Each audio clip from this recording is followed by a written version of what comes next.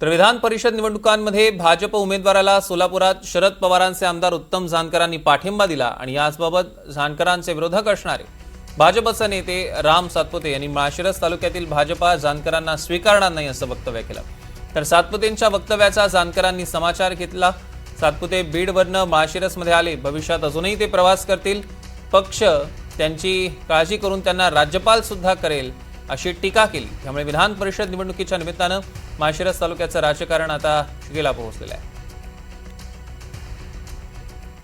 ते त्या पक्षाचे आमदार आहेत आणि या तालुक्यामध्ये आमची लढाई जानकर आणि मोहितेंशीच आहे। त्यामुळं आमच्या त्या ठिकाणी त्यांनी राजाभाऊंना पाठिंबा दिलाय। त्यांचे आणि मोहिते पाटलाचे भांडणं झाले म्हणून आलेत, आमच्याशी बोलून काय ते आलेलं नाही किंवा आम्ही त्यांना स्वीकारतही नाही। ही इथली परिस्थिती आहे। आमची लढाई या ठिकाणी इथं भाजप वाढवण्याची आहे। त्यांचा पक्ष ते वाढवतील, आम्ही आमचा पक्ष वाढवू। त्यामुळे इथल्या कार्यकर्त्यांना, इथल्या जनतेला, इथल्या मतदारांना सगळ्यांना माहिती आहे की ते दोघं एकत्र जरी आले तर भविष्यामध्ये त्यांचा पराभव करण्याची ताकद भाजपमध्ये आहे।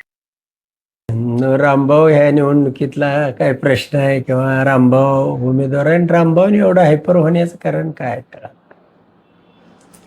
पक्ष रामभाऊची काळजी घेईल, कुठं राज्यपाल करेल, काहीतरी होईल।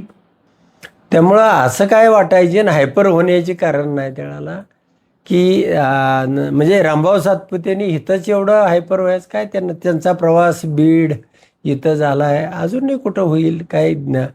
प्रवास हा त्यांचा ठरलेला असतो।